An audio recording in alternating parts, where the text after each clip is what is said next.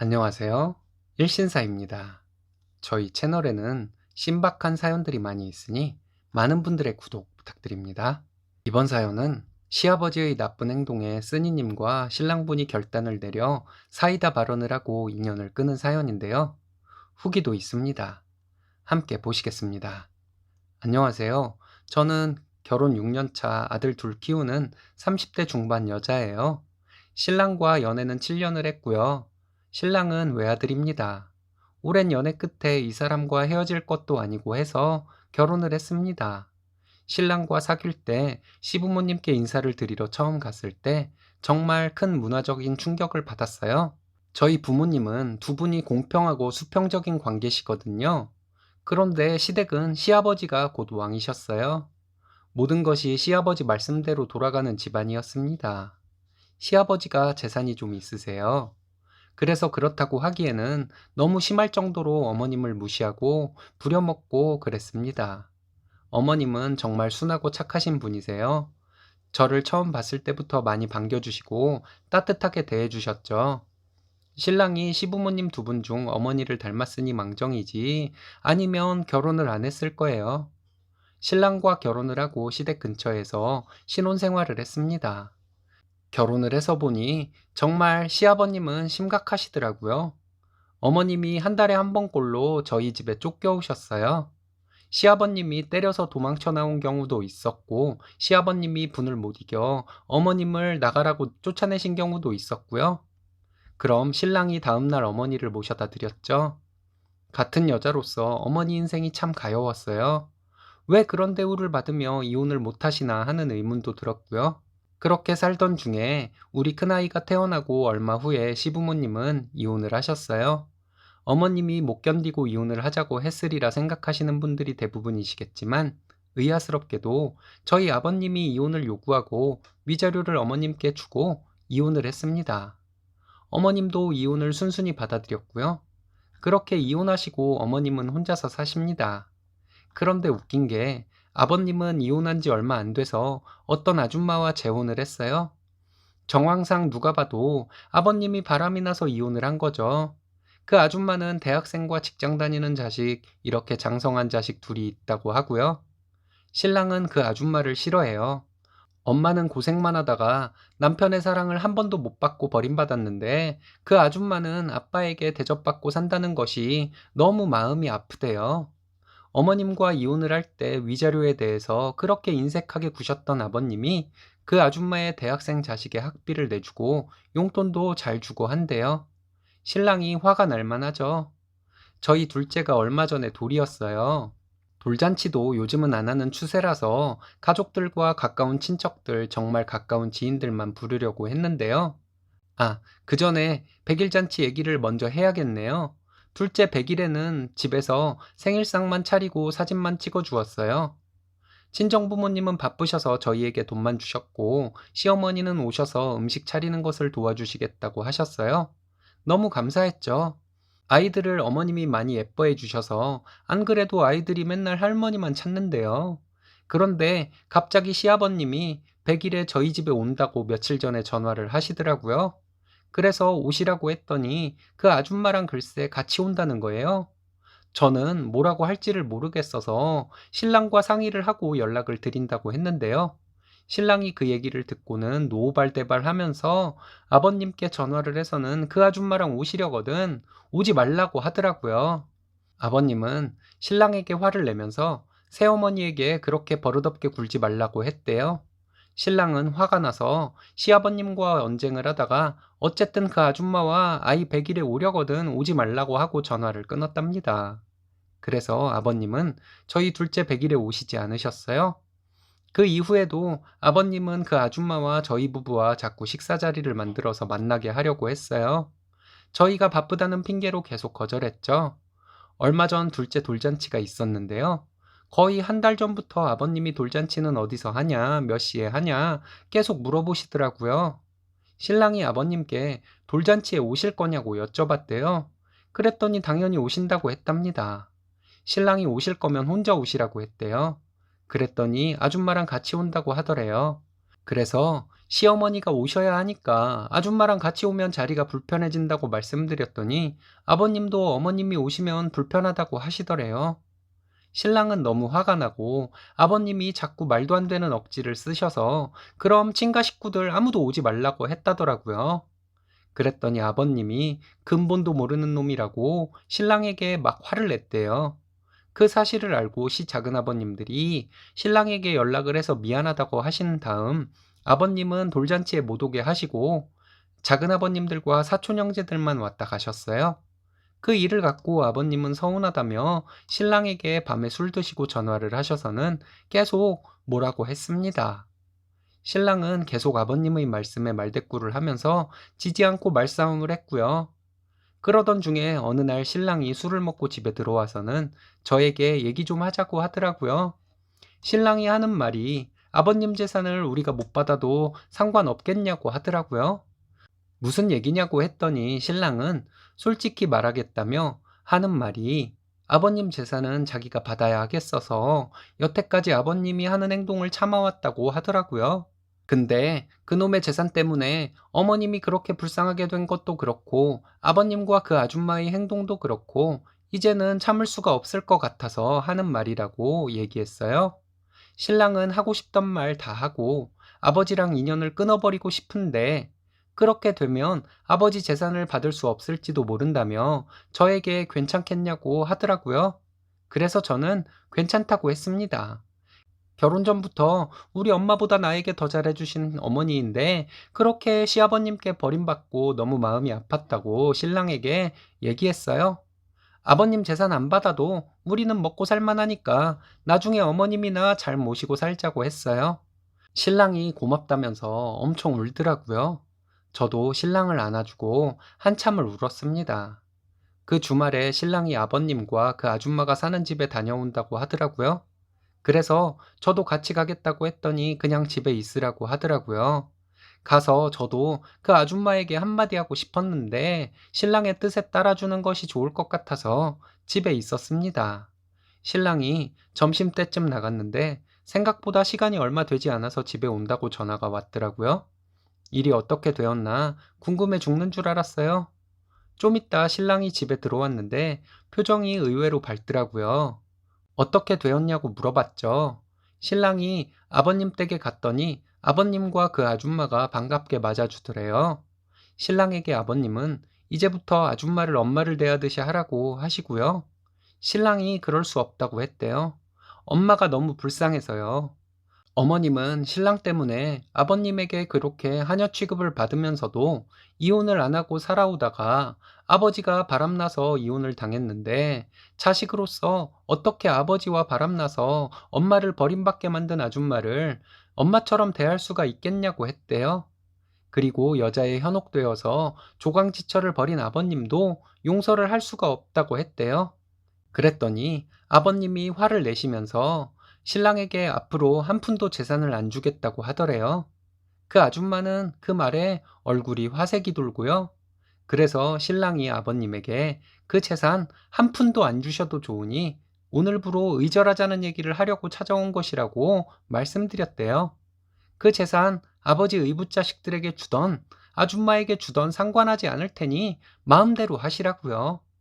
대신 더 늙어서 힘 떨어져도 신랑을 찾지 말라고 말씀드렸대요. 신랑은 어머님 모시고 잘 살 테니까요. 그 아줌마와 의붓자식들은 어차피 아버지 재산 노리고 들어온 사람들이라 아버님 재산 넘기시면 바로 버림받을 테니 잘 관리하시고 운영하셔서 버림받는 일 없도록 하시라고 아버님께 말씀드렸대요. 버림받아서 신랑을 찾아와도 신랑은 절대로 모른 척 할 테니 그리 아시라고요. 그랬더니 아버님과 그 아줌마는 아무 말도 못하고 있었대요.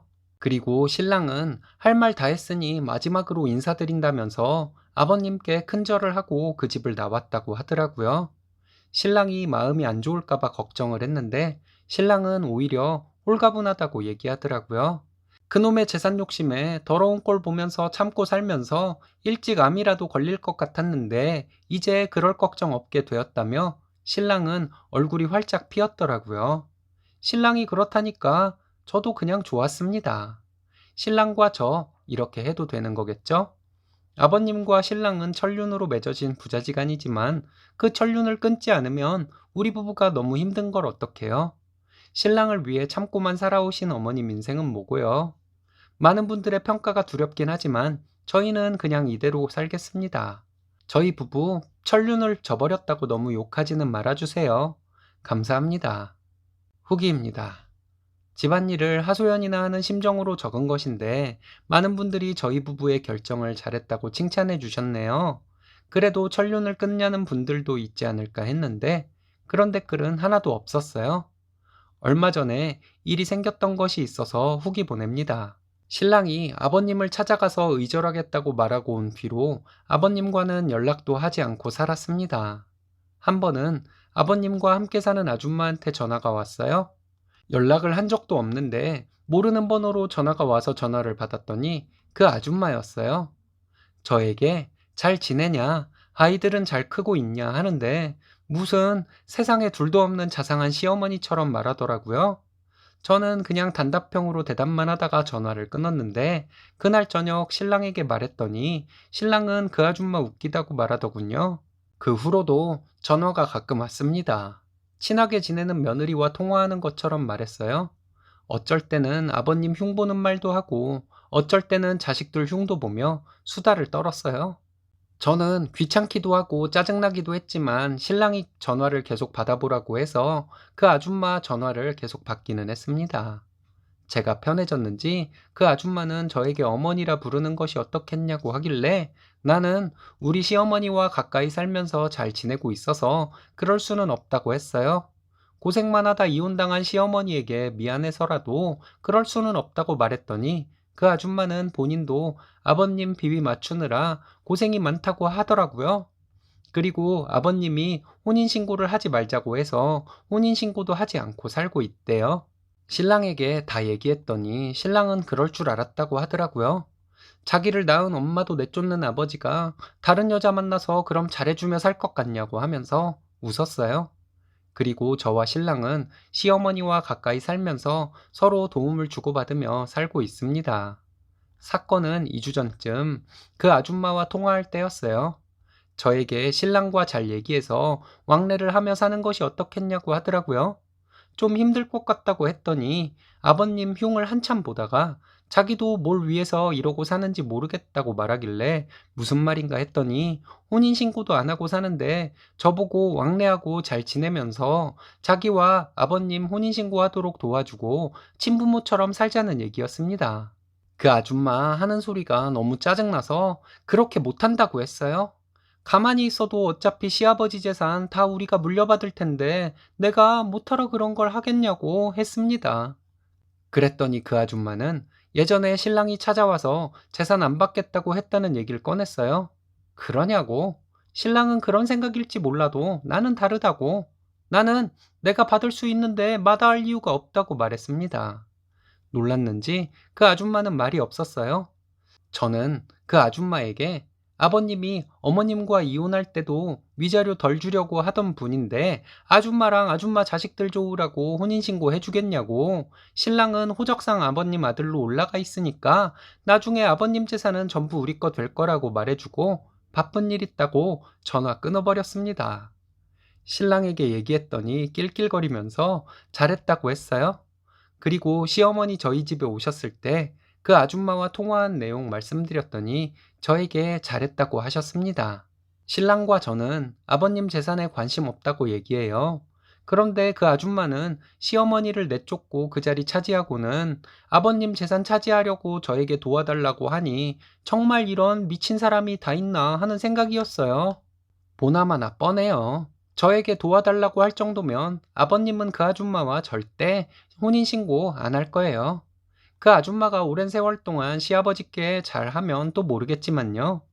그런데 돈만 하는 아줌마가 그렇게 오랜 세월 동안 아버님 비위 맞추며 살 수는 없을 것 같아요. 어떻게 되던지 저희는 시아버지 재산에 관심 없습니다. 그 후로 그 아줌마는 저에게 지금까지 전화 안 하네요. 전화 받기 귀찮았는데 잘 됐어요. 저는 나름 사이다인데 여러분들은 어떠실지 모르겠네요. 감사합니다. 그 아줌마 정말 미친네요. 돈은 욕심부리는 사람에게 갈 때도 있지만 그렇지 않은 경우가 훨씬 많습니다. 쓰니님, 센스 있으시네요. 행복하세요. 이번 사연은 어렵게 살 때 바람나서 쓰니님과 이혼한 전처가 쓰니님이 100억대 부자가 되니 20년 만에 돌아오겠다며 안주인 행세를 한 것을 응징하고 내쫓았다는 사연인데요. 후기도 있습니다.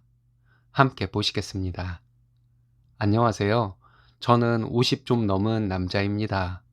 20대에 결혼해서 아들 하나 낳고 살다가 이혼해서 현재는 혼자 살고 있습니다. 몇 년 전부터 좀 살만해지니 여자 남자 할 것 없이 정말 많은 사람들이 주변에 몰리게 되네요. 좀 씁쓸하지만 저도 어려울 때는 있는 사람들에게 빌붙어 보려는 마음으로 접근을 하기도 했었으니 사람들의 그런 행동들을 이해는 합니다. 저는 청주에서 자랐습니다. 초등학교 때부터 저는 친구가 없었습니다. 어린 시절 아버지는 술로 인생을 사는 분이었고 어머니는 그런 아버지를 견디지 못하고 집을 나가셨습니다. 조부모님도 일찍 돌아가셔서 아버지와 둘이 살았습니다. 아버지와 둘이 살아서 저는 옷도 항상 같은 옷을 입고 겨우겨우 밥이나 먹고 사는 정도였습니다. 옷은 항상 지저분하고 씻지도 않아 냄새도 났을 것입니다. 그러니 자연히 한반 친구들이 저를 멀리하려고 했겠죠. 같은 반 아이들에게 맞기도 많이 맞았습니다. 동네 북이었죠. 너무 괴로웠지만 술에 의지를 하고 살아가시는 아버지에게 제 힘든 삶을 이야기해봤자 소용도 없을 것 같아서 그냥 견디며 살았습니다. 중학교, 고등학교 때도 마찬가지였습니다. 제가 중학생이 되면서 키가 많이 자라서 그랬는지 저를 때리거나 하는 친구들은 없었지만 항상 지저분하고 없어 보이는 아이였기 때문에 친해지려는 친구들도 없었죠. 아마도 어린 시절부터 모든 친구들이 저를 싫어할 것이라는 생각에 다가오려는 친구가 있어도 제가 튕겨냈을지도 모릅니다. 제가 고등학생이었을 때 어머니가 돌아가셨습니다. 어머니의 장례식에 다녀왔어요. 어머니는 아버지의 무능함을 못 견디고 집을 나가셔서 혼자 사시다가 교통사고로 돌아가셨습니다. 엄마의 장례식에서 외가 친척들에게 등 떠밀려 상주 노릇을 하면서도 슬프지도 않고 그냥 자리만 지키다가 왔습니다. 철없을 때이니 그랬겠지요. 지금 생각해보면 그 시절 어머니가 돌아가신 슬픔이 마음속에서 일어나지 않았던 것도 어쩌면 당연했을지도 모릅니다. 어머니의 얼굴도 기억이 나지 않을 정도로 제가 어렸을 때 어머니는 집을 나가셨으니까요. 그 후에 어머니는 저를 한 번도 찾지 않으셨고요. 성인이 되고 성장을 하면서 든 생각인데 아무리 먹고 살기 어려운 시절이었고 남편의 무능이 지긋지긋해서 집을 나갔다고 하지만 그랬다면 아이를 더더욱이 데리고 나가던가 했어야죠. 무능하고 술독에 빠져있는 남편에게 아이를 맡기고 혼자 살겠다고 집을 나간 어머니는 저를 자식으로 생각하지 않았다는 결론만 났습니다. 어머니가 돌아가시고 몇 년 뒤에 아버지도 지병으로 돌아가셨습니다. 일을 하며 돈을 벌고 고생을 하면서 아버지도 어머니도 원망하지 않았습니다. 하지만 그리워하지도 않았습니다. 그냥 저는 이 세상에 혼자 남은 사람이고 남들과 경쟁을 하고 남의 돈을 거저 뺏어 먹을 수는 없으니 이래서 남의 돈을 뺏어 먹을 수밖에 없다는 생각으로만 살아왔습니다. 성인이 되어 저는 중장비를 배워서 포크레인 기사를 했습니다. 열심히 일하고 일이 좀 일찍 끝나게 되면 하루 일당을 좀 깎아주고 하니 남들보다 좀 더 일거리가 많이 들어오는 정도였습니다. 그 시기에는 청주가 엄청나게 개발이 되고 있어서 실상 일거리도 많았었고요. 큰 돈을 벌지는 못했지만 그럭저럭 먹고 살만 했습니다. 결혼을 하고 아들이 태어났습니다. 전처는 아이를 키우며 살림만 했지만 늘 불만이 많았습니다. 누구 남편은 돈 많이 벌어 땅을 샀다더라. 누구네는 식당을 했는데 정말 돈을 많이 벌어서 외제차를 탄다더라 하면서 저를 매일 들들 볶아댔습니다. 우리 어렸을 때는 청주도 꽤나 시골인 곳이 많았는데 정말 천지개벽이라는 말이 어울릴 정도로 시 전체가 들썩거리며 개발이 되니 전처와 같이 허파에 바람이 들어간 사람들이 많긴 했었습니다. 저는 배고파서 배를 움켜쥐고 자던 어린 시절에 비하면 정말 천국같이 느껴지던 일상이었는데 와이프는 항상 불만이 있었습니다. 그때 장모와 처형도 저만 보면 와이프와 같은 말을 하며 저를 괴롭혔습니다. 어린 시절부터 늘 혼자였던 저는 그 모든 것이 제 잘못인 것 같아서 그저 사과만 했었습니다. 앞으로 잘하겠다고만 하고요. 그러면 되는 줄 알았습니다. 아이가 3살 때 와이프는 바람이 나서 집을 나갔습니다. 그리고 몇 달 뒤에 이혼을 요구했어요. 아이와 헤어지기 싫었지만 남자 혼자 아이를 키울 수도 없어 양육비를 주기로 하고 이혼을 했습니다. 장모와 처형은 저에게 거지 같은 놈이라며 아이에게 돈이나 보내고 찾아올 생각도 하지 말라고 했습니다. 이혼을 하면서 살던 전셋집도 와이프에게 주고 저는 청주 외곽의 시골 동네 마을 회관에서 숙식을 하면서 벌어먹고 살았습니다. 신세 한탄으로 세월을 보내며 자연스럽게 아버지가 그러셨던 것처럼 술에 의존을 하며 긴 세월을 보냈습니다. 아이의 양육비를 줘야 해서 일은 그래도 성실히 하려 노력했습니다. 그렇게 술에 찌들어 살다가 어린 시절 아버지께서 가끔 하셨던 말씀이 기억이 났습니다. 청주 외곽에 시골 땅이 큰 것이 있다는 말씀이었는데요. 그때 저는 절망적인 상황이라 그 땅을 찾아보았습니다. 알아보다가 큰 고모 댁에 가서 여쭤보니 큰 고모는 그걸 어떻게 알았냐며 깜짝 놀라시더라고요. 그러더니 고모와 고모부는 올 것이 왔구나 하는 표정으로 순순히 땅에 대해 얘기를 해주시며 제 명의로 땅을 돌리라고 하셨습니다. 그 땅은 할아버지 명의로 되어 있던 땅인데 고모도 그만큼의 땅을 받았고 그 땅은 아버지의 땅이니 제 것이라고 하셨습니다. 고모부는 제가 이렇게 찾으러 오지 않으면 그 땅을 꿀꺽하시려는 마음도 있으셨다고, 그래서 항상 마음속으로 갈등을 했었는데 저에게 넘기고 이젠 마음 편히 살 수 있겠다며 잘 되었다고 하셨습니다. 그것만도 저는 감사했습니다. 그 땅을 제 명의로 돌렸습니다. 그 땅은 청주 외곽의 산중턱에 있는 땅이었는데 제가 고모부로부터 그 땅을 받았을 때는 얼마 안 가던 땅이었지만 현재는 시가가 100억이 넘는 가치입니다. 고모부께서는 그 땅을 돌려주시고는 저에게 그곳에다가 전원주택 단지를 조성하라고 하셨습니다. 그 땅을 분할을 하고 한 덩어리를 팔아서 20억 원을 만들어 전원주택 단지를 지었습니다. 고모와 고모부님께는 감사의 마음으로 공사비만 5억을 들여서 전원주택을 하나 지어드렸습니다. 제가 포크레인 기사를 하면서 그래도 열심히 살았는지 건설업 하시는 아는 분들이 많은 도움을 주셔서 공사비도 어느 정도 싸게 할 수 있었습니다. 그렇게 전원주택들을 지어서 일부는 분양을 하고 일부는 월세를 놓았습니다. 분양을 해서 생긴 돈은 전부 그 전원주택 단지보다 더 외곽에 있는 땅들을 사고 청주 시내 변두리에 있는 건물도 샀습니다. 월세로 나오는 돈이 있으니 참 편했습니다. 그렇지만 여지껏 내 삶을 지탱해준 포크레인은 놓을 수가 없어서 지금도 하고 있습니다. 그렇게 저에게 돈이 생겼다는 소문은 저도 모르는 사이에 무섭게 퍼져나갔나 봅니다. 예전에 알고 지내면서 저에게 치사하게 굴고 섭섭하게 대했던 사람들이 오히려 더 빠르게 저에게 연락을 하고 친한 척 하더군요. 반면에 저에게 도움을 주셨던 분들은 제가 연락을 해보니 제가 돈이 생겼다는 것은 알고 있었지만 제가 오해하거나 부담스러워 할까봐 연락을 못하고 있었다고 했습니다. 그러던 중에 전처에게 연락이 왔습니다. 저와 몇 년 살고 바람나서 이혼하고 그 남자와 재혼을 했다고 들었었는데요. 제가 아직 혼자이면 저에게 다시 돌아오고 싶다고 하더군요. 재혼한 남자와는 지금 무늬만 부부로 살고 있다면서 그 남자와 확실하게 정리를 하고 다시 돌아오겠다는 것이었습니다. 헛웃음이 나오더라고요.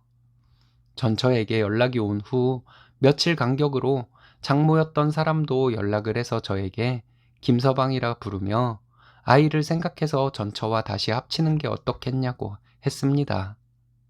아이도 성인이 된 지가 언젠데 아이를 생각해서 합치다니요. 전처 쪽과는 더 이상 엮이고 싶지 않아서 그냥 건성건성으로 통화하다가 급한 일 있다며 전화를 끊고 그랬습니다. 이혼하고 아이가 보고 싶어서 재혼한 전처에게 찾아가면 새아빠와 정붙이고 있는 아이가 혼란스러워하니 찾아오지 말라고 해서 저는 입술을 깨물며 아이를 마음속으로만 그리워하며 살았습니다. 그런데 이제 와서 어린아이도 아니고 아이를 생각해서 합치자고? 정말 어이가 없었습니다. 제가 돈이 많아지니 꼬이기 시작한 파리떼 중 하나라는 생각밖에는 안 들었습니다. 고모부로부터 땅을 돌려받은 이후에 저와 20살이 넘게 차이가 나는 젊은 여자들도 저를 유혹하려는 경우가 종종 있었으니까요. 초반에는 온통 제 주변에 파리떼들만 우글거리는 느낌이었습니다. 그래도 좀 시간이 지나니 파리떼와 그렇지 않은 사람이 구별이 되기 시작했습니다. 그래서 멀리할 사람은 멀리하고 그랬습니다. 얼마 전에 제가 사무실에 있는데 전처와 장모가 찾아왔습니다. 이혼 후 근 20년 만에 만났네요.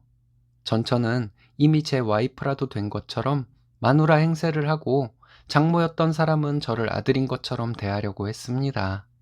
제가 장모에게 그랬습니다. 내가 힘들게 살 때는 그렇게 사람 취급도 안 해주고 결혼해서 살고 있는 딸 빼내서 돈 많은 집으로 시집 보내려 해놓고는 이제 와서 이게 무슨 짓이냐고요. 그랬더니 그 노망난 할머니가 저에게 과거를 그렇게 못 잊고 어떻게 사냐면서 자기 딸과 다시 살라고 했습니다. 어린 시절부터 맨날 욕이나 먹고 기가 죽어서 남에게 욕 한 번 해본 적 없는 제가 입에서 욕이 튀어나오려고 했습니다. 저와 친하게 지내던 제 사정을 모두 알고 있던 사무실 동료가 먼저 욕을 시작하더라고요. 그 선배는 너희들에게 버림받고 제가 어떻게 살았는지 아냐며 전처와 그 엄마에게 입에 담지도 못할 욕을 하면서 다신 나타나지 말라고 했습니다. 저도 화가 나서 식은 커피를 전처와 그 엄마의 얼굴에 뿌리며 말했습니다. 니네 내가 부자 된 거 알고 이렇게 붙으려고 하는 거지? 니네 생각하면 치가 떨려. 내가 니네 이 지역에서 살기 힘들게 해주려고 벼르고 있었어. 부자한테 빌붙으려는 마음으로 사니까 니네가 거지인 거야. 거지들은 거지들끼리 그냥 살아. 지금 니네가 한 소리들 내가 휴대폰으로 녹음하고 있어. 니네가 한 말들 녹음한 거 네 남편에게 보내줄게. 너도 나처럼 다 뺏기고 이혼당해봐라. 라고 얘기하고 내쫓았습니다. 그 후로는 저에게 연락이 오지 않습니다. 와이프는 재혼을 해서 아이 둘을 더 낳았다고 들었었는데요. 제 아들도 불쌍하지만 그 아이들도 불쌍한 마음이 들었습니다. 생각으로는 정말 그것들에게 처절하게 복수하고 싶지만 그것들은 저에게 돌아오지 못하는 것만으로도 괴로워할 정신 나간 것들이니 복수할 필요성도 못 느낍니다. 제가 돈이 생기고 나니 자기 돈이 생긴 것처럼 저에게 여자들 나오는 술집에서 술을 사라는 사람들, 돈 꿔달라는 사람들, 좋은 투자처가 있다며 저를 꼬드기는 사람들 때문에 좀 힘들기도 합니다. 그래도 무시당하기보다는 대접을 받으니 돈이 좋긴 좋은가 보네요. 그냥 여러분들의 조언대로 무리하지 않고 결혼은 안 하고 적당히 연애나 하고 좋아하는 등산이나 다니며 살렵니다. 감사합니다. 후기입니다. 일신사에 저의 글이 올라가고 많은 분들의 관심과 댓글로 큰 위로를 받았습니다. 먼저 여러분께 감사의 말씀 올립니다. 전처와 장모를 저를 대신해서 욕해 주신 분들, 힘들게 살다가 편안하게 살게 되었다고 저에게 축하의 말씀을 해주신 모든 분들께 형제를 느꼈습니다. 일면식도 없는 저의 일에 함께 분노해 주시고 함께 기뻐해 주신 분들께 정말 감사한 마음입니다. 얼마 전에 제 아들이 찾아와서 결혼을 할 예정이라고 얘기를 했습니다. 못난 아빠라서 어린 시절 얼굴도 자주 못 보고 살아온 제 아들에게 미안하기도 하고 잘 자라서 결혼을 한다고 하니 기쁘기도 하고 마음속이 복잡했습니다. 아들이 저에게 어렵게 꺼낸 얘기가 결혼식 혼주석 문제였습니다. 아들은 저에게 혼주석에 앉아달라고 부탁을 했습니다. 엄마와 새아빠는 어떻게 생각하냐고 물었더니 마음대로 하라고 했다는군요. 내가 혼주석에 앉으면 네 동생들과 새아빠가 서운한 마음이 들지 않겠냐고 물었더니 대답을 못하는 마음 여린 아들놈이었습니다. 한참 뒤에 아들놈이 저에게 울먹거리면서 자기 결혼식 혼주석에 엄마와 새아빠가 앉아도 서운하지 않겠냐고 물어봤습니다. 솔직한 제 심경을 아들에게 말해 주었어요. 나는 네가 어릴 때부터 이유가 무엇이 되었든 함께 해주지 못했고 양육비만 보냈다. 너의 어린 시절 아빠 역할을 한 것이 너희 새아빠이지 않느냐? 나도 너만 생각하며 산 사람이지만 네 동생들도 있고 하니 혼주석에는 새아빠가 앉는 것이 맞는 것 같다. 그래도 네가 꼭 원한다면 혼주석에 앉으마. 이렇게 얘기했더니 아들놈이 울면서 저에게 미안하다고 새아빠를 혼주석에 앉게 하겠다고 하는데 아들놈에게 괜찮다고 하며 저도 울고 사무실에 있던 형님도 울고 정말 눈물바다였습니다.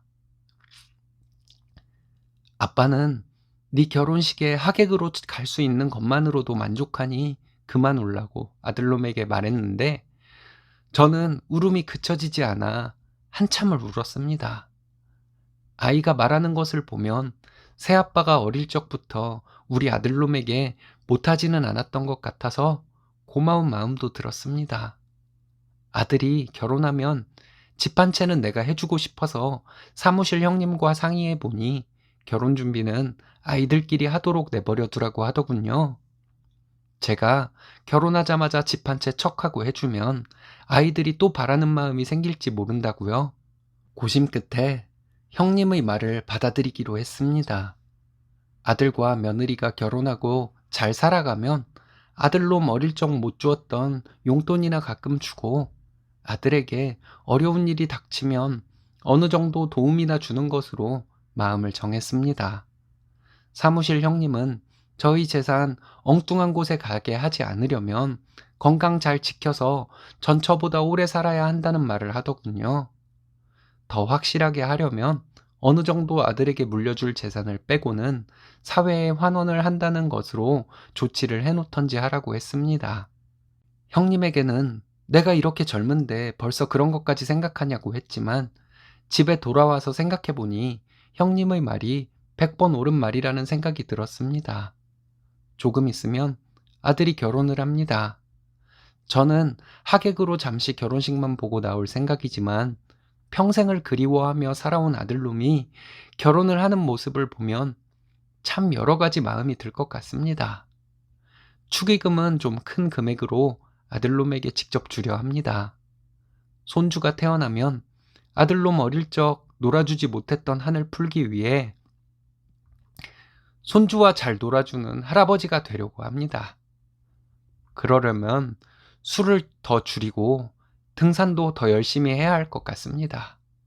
저에게 힘내라고 댓글 남겨주신 모든 분들께 감사드립니다. 아드님과 놀아주지 못한 미안함에 손주와 잘 놀아주는 할아버지가 되겠다는 말씀 정말 감동적이네요. 멋지십니다. 이번 사연은 결혼한 지 얼마 안 된 며느리 부려먹으려고 하던 시댁 식구들이 며느리에게 참교육을 당한 사연인데요. 후기도 있습니다. 함께 보시겠습니다. 안녕하세요. 저는 서울에 사는 결혼한 지 1년 조금 안 된 여자입니다. 얼마 전에 충남에 있는 시댁에 가서 밥을 먹었습니다. 지금까지 시댁에 가서 밥 먹은 적이 없었어요. 시부모님과 밥 먹을 때는 모시고 나가서 사드렸습니다. 그런데 이번엔 어머님께서 간단하게 집에서 먹자고 하시더군요. 시댁에 가기 전에 음식 재료 뭐 사갈까요? 하고 여쭤보니 괜찮다고 그냥 오라 하셨습니다. 미리 가서 도우려고 일찍 출발해서 갔습니다. 근데 뭐 따로 준비하시고 하는 것은 없었어요. 그리고 식사 때가 되니까 냉장고에서 반찬을 꺼내라고 하시더군요. 뭘 꺼내야 할지 몰라서 허둥대고 있으니까 어머님은 얘가 뭘 모른다면서 플라스틱 반찬통을 몇 개 꺼내시더니 뚜껑을 열어서 냄새 맡아보시고는 이거는 상에 놓고 이것도 빨리 먹어 치우자 이러시면서 통째로 갖다 놓으라고 하셨습니다. 진짜 먹다 남은 김치, 나물, 오징어채 등을 접시에 담아서 상위에 올리려고 했는데 번거롭게 하지 말라고 하시며 그냥 갖다 놓으라고 하시더군요. 그래서 어머님 시키는 대로 반찬통들 갖다 놓고 밥 퍼서 먹었습니다. 저는 도저히 먹을 엄두가 나지를 않았습니다. 군내 나는 반찬들 먹고 싶지 않아서 먹는 신용만 했어요. 식사를 다 하고 아버님과 남편은 거실로 가고 시어머니는 저에게 이제부터 우리 집 부엌일은 네가 해라 라고 말씀하시더니 거실로 쏙 가버리시더라고요. 어이가 없어서 다 치우고 집에 가며 남편에게 너무 기분 나쁘다고 우리 집에서 당신을 이렇게 대접한 적이 있냐? 우리 집 잘 가지도 않지만 가면 우리 엄마가 당신을 얼마나 잘 대접해주고 당신은 우리 집에서 손가락 하나 까딱 안 하고 있다가 맛있는 음식 좋은 술 실컷 먹고 오지 않냐고 뭐라 했더니 별걸 다 가지고 그런다고 오히려 타박을 하더군요. 며느리 들어오면 시어머니들 다 편해지고 싶은 것이고 저랑 친해지고 싶어서 같이 부엌일도 하고 싶으신 것인데 뭘 그런 걸 가지고 그러냐고 했습니다. 내가 이런 대접 받으려고 결혼했나 정말 눈물이 났어요. 신랑은 눈 하나 깜짝 않고 묵묵히 운전을 하더군요. 저도 사람이라 치사한 건지 본전 생각났습니다. 저희 강동구에 있는 40평대 아파트 삽니다. 친정엄마 명의로 되어 있는 아파트이긴 하지만 제가 받기로 예정되어 있는 집이에요. 결혼할 때 저 예뻐해 주시던 이모부께서 차 하나 뽑아 주셔서 그거 남편이 쓰고 있고요. SUV 외제차예요. 그 외에 혼수는 남편과 제가 모아놓았던 돈으로 사서 넣었고요. 결혼 후에도 저 계속 일하고 있고 남편과 버는 돈 비슷합니다. 집안일은 제가 주도해서 하고 남편은 돕는 식으로 하고 있고요. 어머님은 연세가 있으셔서 저에게 그러실 수 있다고 이해는 되는데 남편은 저에게 말 한마디라도 그렇게 하면 안 되는 것 아닌가요? 이거 가지고 며칠 남편과 말싸움을 했습니다. 만약에 우리 아빠가 필요할 때마다 당신 불러서 기사시켜서 놀러 다니고 친정 가구도 옮기라고 시키고 정원에 잔디도 깎고 하라고 시키면 좋겠냐고 물어봤어요. 처남이 있는데 자기가 그런 것들을 왜 하냐고 하더군요. 그럼 나는 시댁에서 밥 먹고 치우는 것을 왜 해야 하는 것이냐고 따졌더니 그런 것들은 여자가 해야 하는 일이고 저밖에 할 사람이 없으니 해야 하는 것이라는 신랑의 말에 정말 어이가 없었습니다. 결혼할 때 서로 해온 것들 시시콜콜 따져가며 싸우고 싶었지만 남편 자존심 상할까봐 그렇게까지는 하지 못했네요. 그리고 지난주에 시부모님께서 추어탕 드시고 싶다고 하셔서 시댁 근처로 가서 추어탕 사드렸습니다.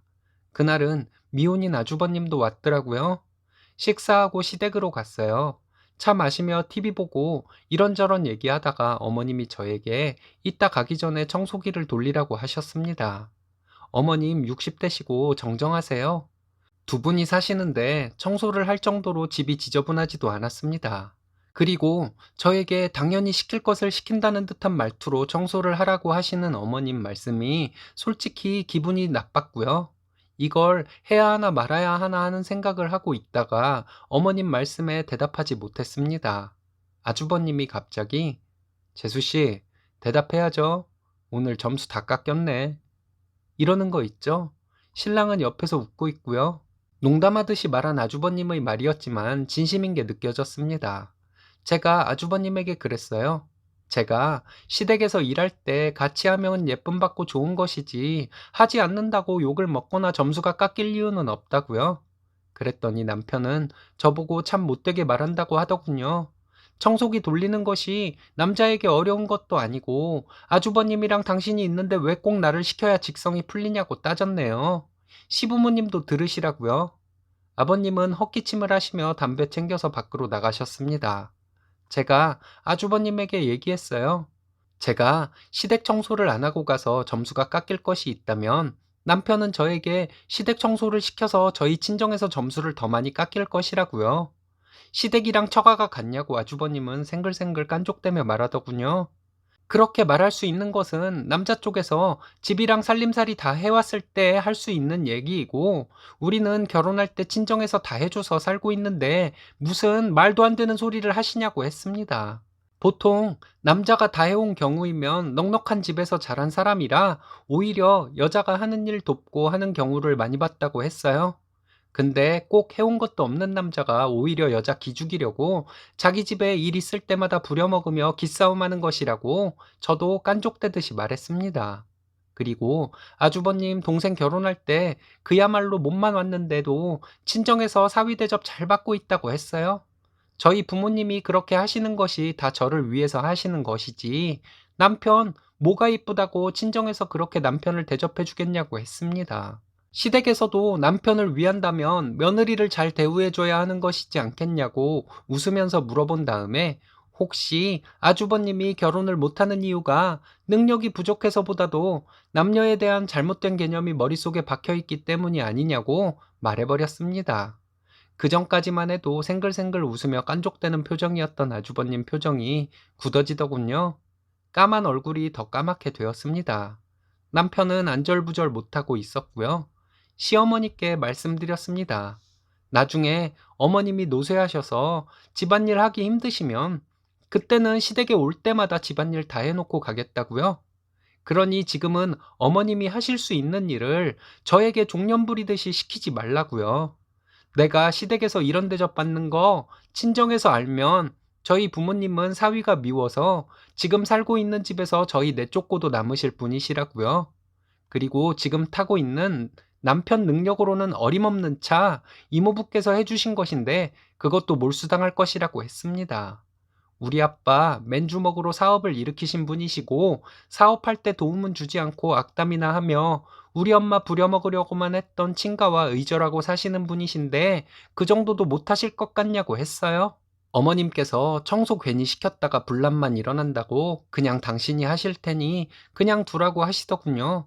그래서 아주버님이랑 남편이 있는데 왜 어머님이 청소를 하시냐고 하며 부모님에게 점수 깎이지 않게 아들 두 분이서 청소하고 걸레질도 하시는 것이 어떻겠냐고 했습니다.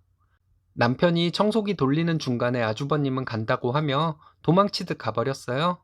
남편이 청소기 돌리고 동그리 물걸레 청소기로 제가 물걸레질하고 걸레 빨아놓고 돌아왔습니다. 남편이 어머님 듣는 데서 꼭 그렇게 말을 해야 했냐고 하더군요. 그렇게 말하지 않으면 내가 시댁 하녀가 되는데 어쩌겠냐고 답했습니다. 당신이 알아서 커트해 주었으면 내가 그렇게 말할 이유가 없다고 했어요. 내가 시댁 하녀가 되기를 은근히 바라는 당신 때문에 내가 직접 나설 수밖에 없는 것 아니겠냐고 했어요. 제 말에 여전히 기분이 상해 있는 남편이 꼴보기 싫어서 내가 오늘 시댁 물걸레질 했으니 앞으로 친정에 가면 무슨 일이라도 하고 오라고 해버렸네요. 사실 당신은 우리 집에 몸만 왔으니 친정 몸종이 되어도 할 말이 없겠지만 그렇게 부려먹는 사람이 친정에는 없으니까 앞으로 알아서 일거리 찾아서 하라고 했습니다. 그래야지나 친정 부모님이 당신을 조금이라도 양심 있는 사람으로 생각하지 않겠냐고 하면서요.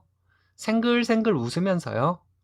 애초에 점심 먹은 거 치울 때 같이 치우자고만 했어도 제가 이랬겠어요? 남편이 기분 많이 상해도 개념을 제대로 못 잡으면 제가 시댁에서 하녀로 전락할까 무서워서 남편과 아주버님 속을 긁어놓는 소리를 해버렸습니다. 제가 말을 좀 심하게 한 것일까요? 더 좋은 말로 할 수 있는데 제가 성질 더러워서 너무 직설적으로 표현한 것은 아닐까요? 남편 한동안 무표정하게 저를 대하더니 얼마 안 가서 종전과 똑같아지긴 했습니다.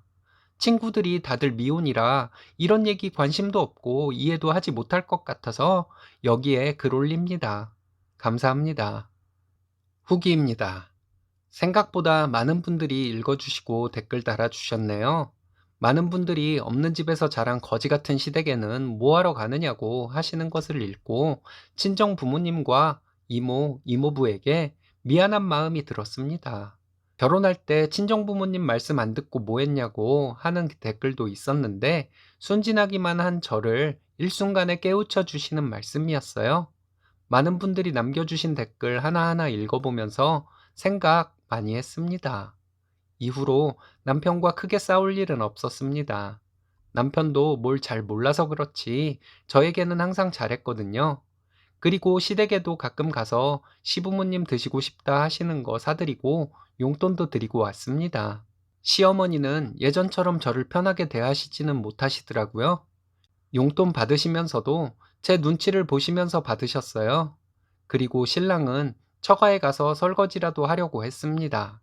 저희 엄마가 사위가 무슨 설거지냐고 하셨지만 남편은 넉살 좋게 땡땡이한테 예쁨 받으면서 살려면 해야죠 하면서 기분 좋게 설거지를 했어요. 몇 번 이런 일이 반복되니 내 남편이 설거지 담당으로 낙인 찍힐까봐 걱정하는 제 자신을 보고 좀 놀랐습니다. 그래서 가끔은 남동생에게 설거지하라고 시키고 그랬어요. 처음에는 부모님이 좀 이상하게 생각하긴 했지만 시일이 좀 지나니 남동생과 남편이 설거지를 하는 것에 대해 전혀 거부감이 없어지게 되었습니다. 얼마 전 설에 시댁에 가는 문제로 남편과 얘기를 했습니다. 친정아빠가 쉬는 날에는 집 정원을 가꾸는 일을 하시는데 남편이 친정아빠와 함께 일도 하고 해서 너무 보기 좋았거든요. 아빠는 쉬는 날에 마당에서 혼자 땀 흘려 일하시는 것이 쉬는 것이라는 분이세요. 처음에는 남편이 일을 거들려고 나서니까 혼자 해도 된다고 하시더니 함께 일하면서 아빠와 남편이 더 친근한 관계가 된 것 같아서 보기 좋았습니다. 그래서 명절 전날 시댁에 가서 음식하고 자고 명절 당일 아침에 차례 지내고 오는 것에 거부감이 전혀 없었어요. 그런데도 남편은 명절에 어떻게 할지를 저에게 상의하더군요. 그래서 당연히 시댁에 가야 하는 것 아니겠냐고 했더니 그래도 되겠냐며 입이 귀에 걸렸더라고요. 명절 전날 시댁에 가서 일을 하고 다음날 차례를 지내고 신랑과 함께 다 치우고 정리한 다음에 친정으로 출발하려고 하는데 또 아주버님이 태클을 걸었습니다. 재수 씨, 뭐가 급해서 그렇게 일찍 가요? 하는데 좀 짜증나더라고요. 그런데 제가 나서기도 전에 남편이 지금 출발하면 차가 덜 막혀. 그리고 처남이 아직 결혼 안 해서 우리가 얼른 가봐야 해. 라고 좋게 말했는데 아주버님은 남자가 그렇게 처가 눈치 보는 것은 별로 보기 안 좋다며 비아냥거렸습니다. 내가 처가에서 받은 게 얼만데 눈치 봐야지. 형은 내가 부잣집에 장가간 게 부러워서 그러는 거 아니야? 남편이 아주버님을 이렇게 놀리듯이 말하더군요.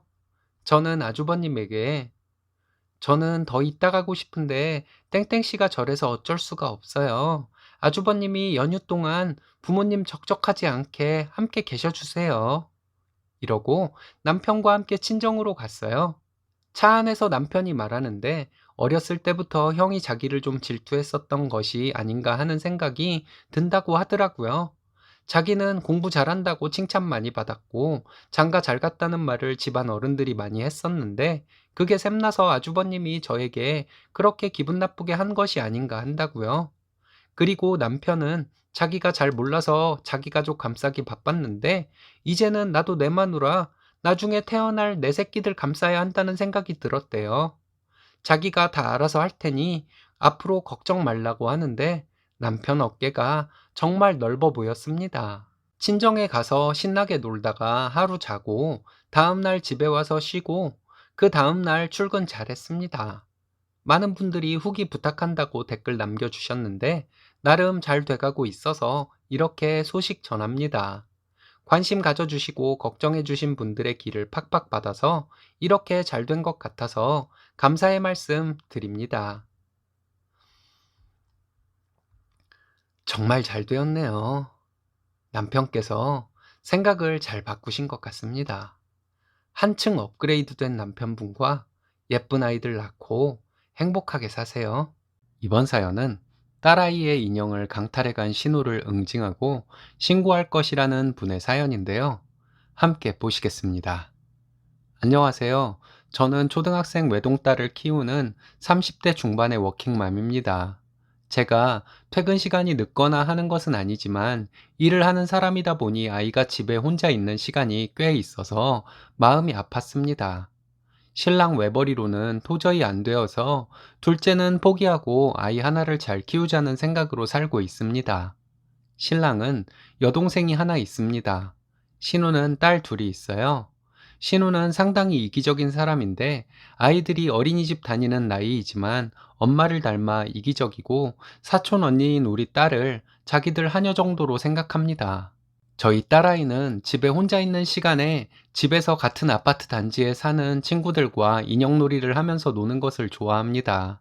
그래서 장난감으로 인형과 인형집만 있어요.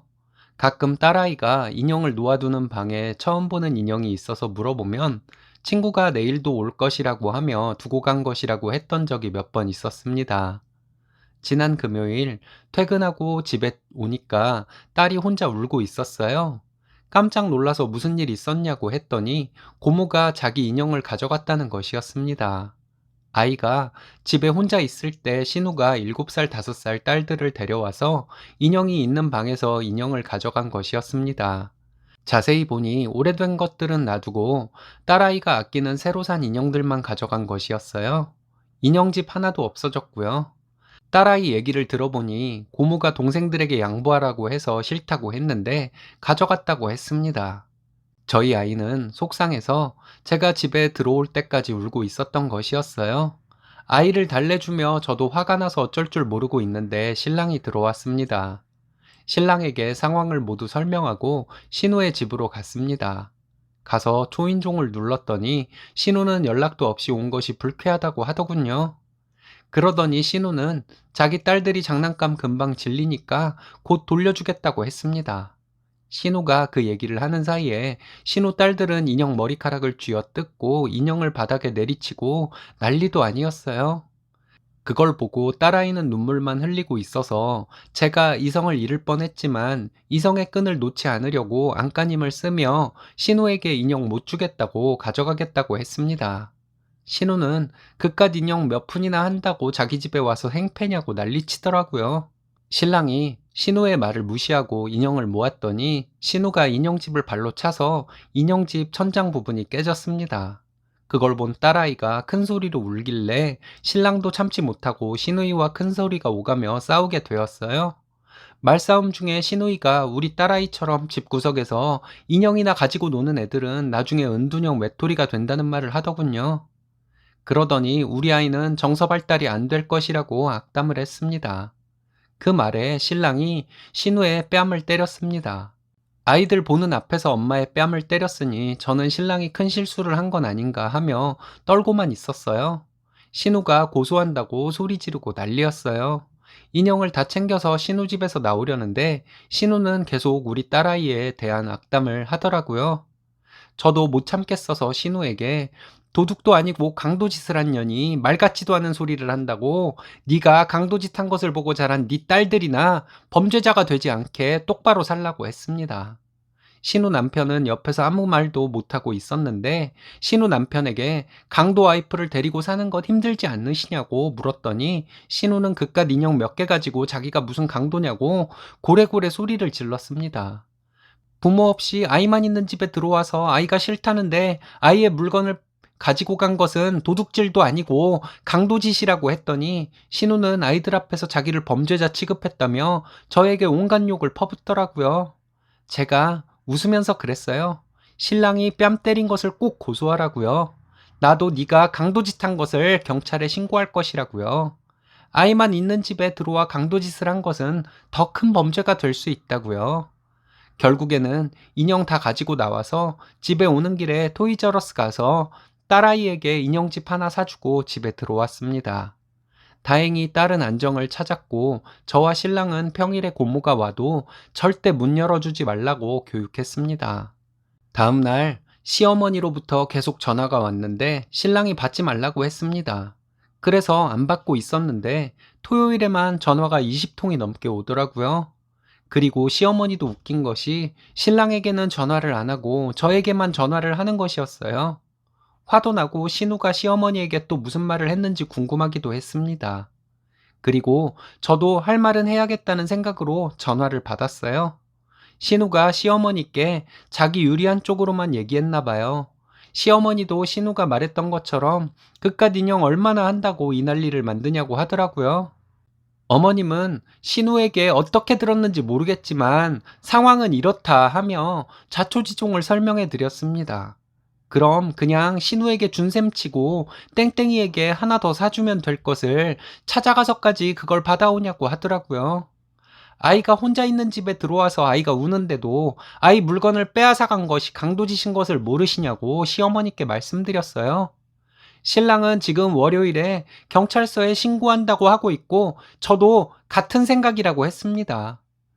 신랑이 신우의 뺨 때린 것은 잘못이고 신우가 고소한다면 법적으로 처벌받을 것은 받고 신우도 강도짓한 것을 처벌받아야 할 것이라고 말씀드렸어요.